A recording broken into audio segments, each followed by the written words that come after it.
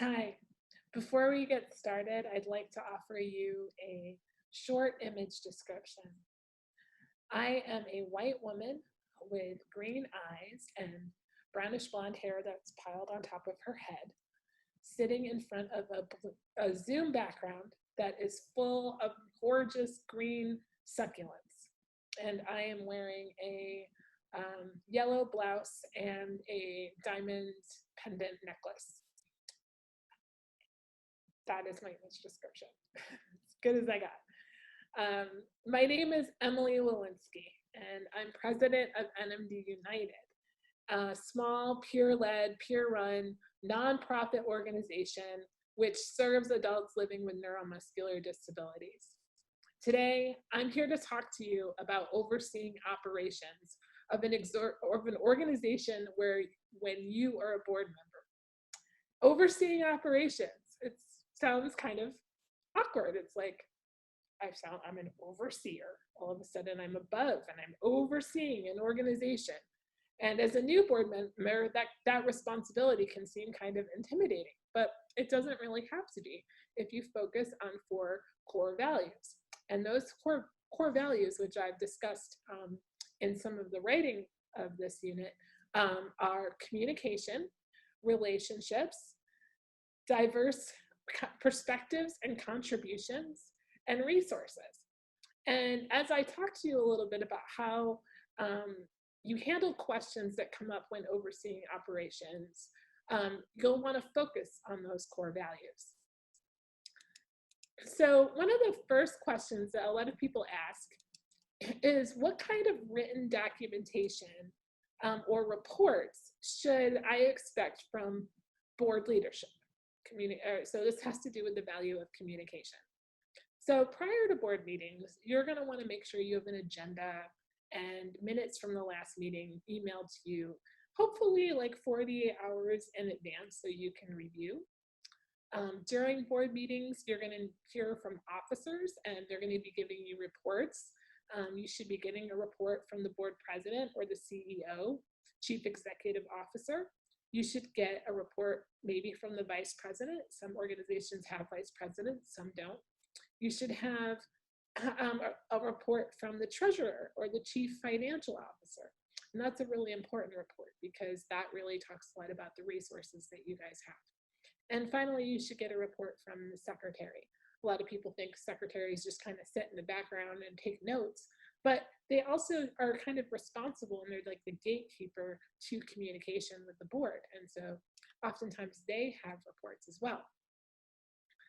So once you are, in the meeting, also you'll want to hear from chairmen or chair people or chairwomen of committees, and you will want to listen to their reports. Sometimes they might provide you with some documents to look over about what their committees are doing. So NMD United, we have a fundraising committee. We have we have a fund that we give grants, independent living grants out to people with neuromuscular disabilities. So we have a committee for that. We have a committee for social media and marketing promotion online. So we'll hear from all of our committee chairs. And then after you're done with your board meeting, when you're not exactly doing board related stuff, there should be documentation that's out and about for people or yourself to review. And so these could be the organization's bylaws, which our bylaws are published on our website. They could be your articles of incorporation. That's an important document to have because that helps you get your nonprofit status, and so you don't have to pay sales tax.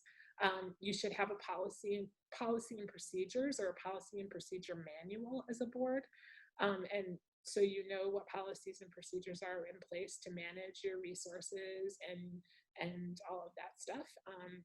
Maybe you'd have a legacy or succession plan, so that way if the board members retire, directors retire, new board members can take on and take on the duties of the organization without having to reinvent the wheel. And your board should hopefully be putting out, your organization should be putting out an annual report to their donors and funders and all the people, so that way they know what the organization has been up to. So these are some of the written documents and reports that you should expect. Another kind of question is, what kind of lines exist between you and an organizational staff when you serve on a board? So my organization is very small. We have 8 board members and no staff. So we are a working board. But some organizations have money and they can hire staff. And so there are lines that you have between staff, and staff is usually chosen by the board. And so when you choose staff, they're going to be staff that you trust, and your executive director should be really tied into the organization. And a lot of the policies, procedures, systems should be in place before you go ahead and hire an executive director. Of course, you could hire an executive director to develop some of that, and that's fine, but you'll want to talk that over. So, so when you're looking at your lines between staff and board members, you want to look at communication. Have those lines been communicated with you by board leadership and other directors? As a new director, you're really not supposed to be getting in the weeds. You can sit back for a good year and just kind of watch and see what people are doing and learn where the lines are and what people, how far they push, how far they don't push, with between what the staff's doing and what they do. Number 2, you want to look at relationships before you decide to cross lines or get near a line. Do you have relationships with your fellow directors and organizational staff?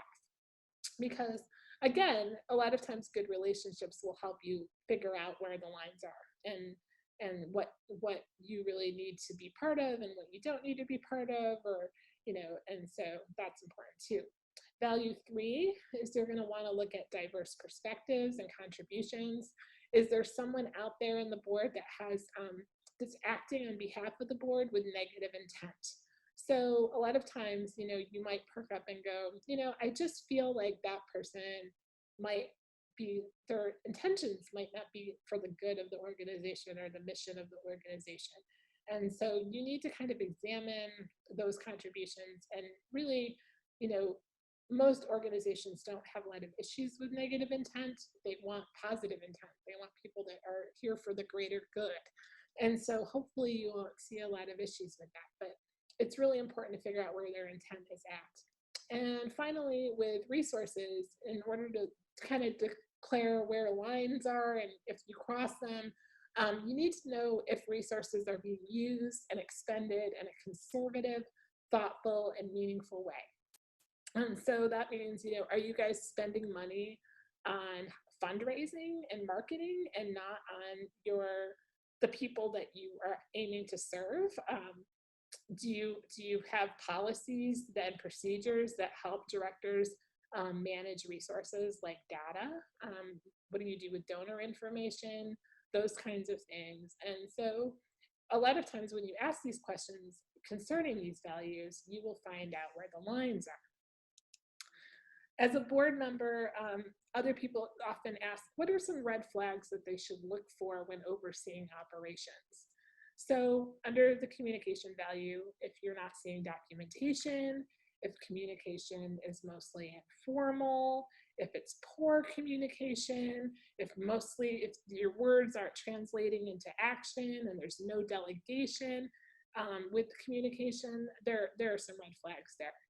With relationships, you want to look for your connectors, okay? Every organization has people that bring people together. It's kind of like I wrote, it's, like the most popular kid in school, everybody likes them, everybody gets along with them, and they bring people together and connect them.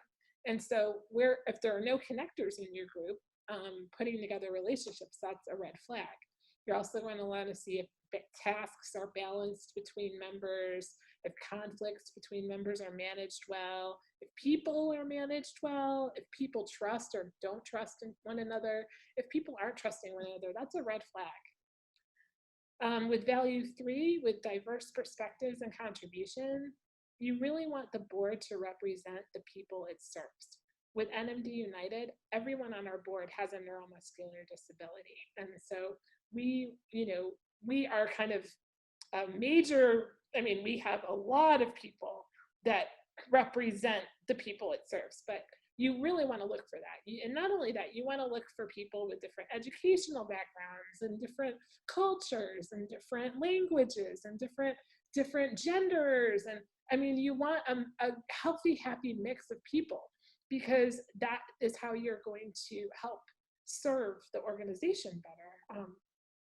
You don't want everyone that just sounds and looks like the same version of the same person.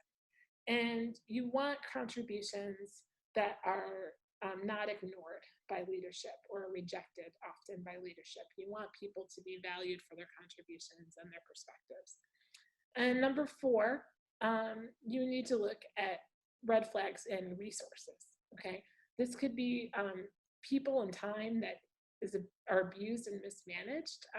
So for instance, like you're putting a lot of tasks on one board member, and because maybe they don't have a job right now and they have a lot of free time.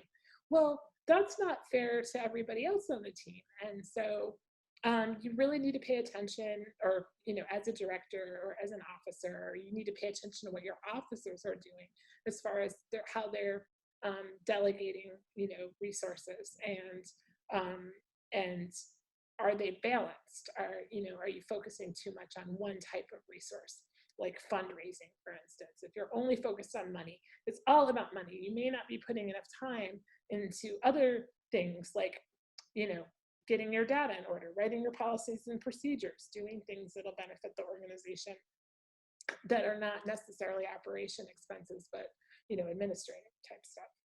So anyway, those are some red flags you should look for. If you have more questions, or you want more questions that you can research and reflect on and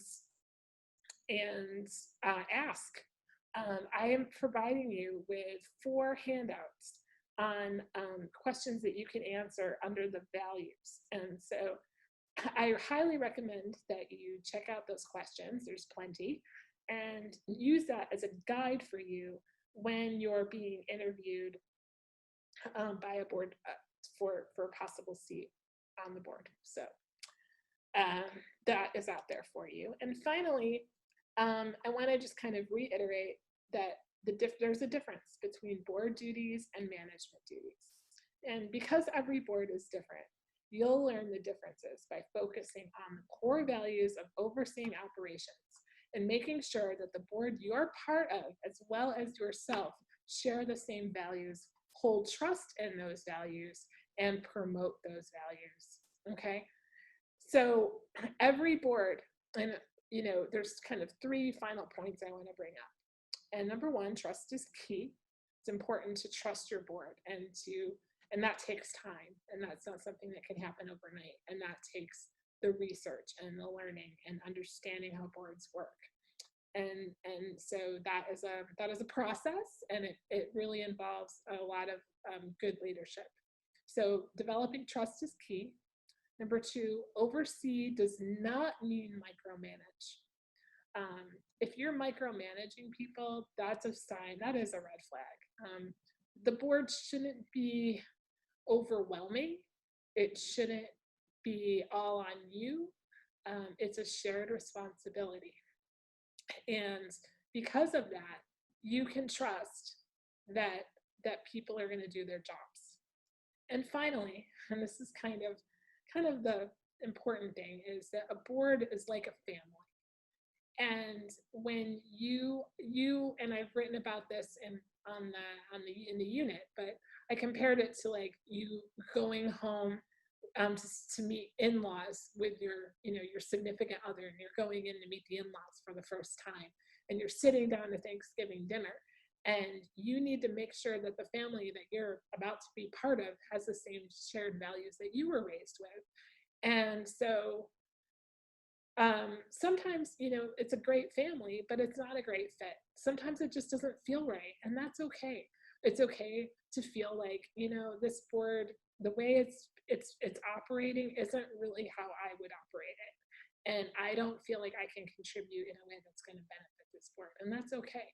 But sometimes you're going to be in a board and it's going to feel like a family, and it's going to feel you're going to feel connected in a way that makes you want to unconditionally work for that board and do things for that board that will like enhance its mission. And it's a really wonderful experience when that happens. So I hope that you enjoyed my little mini lecture on overseeing operations and the frequently asked questions that come up. And please feel free to reach out to me if you have any further questions. My organization, again, is nmdunited.org, and it's all one thing. And again, my name is Emily Walensky, and thanks so much for listening to me today.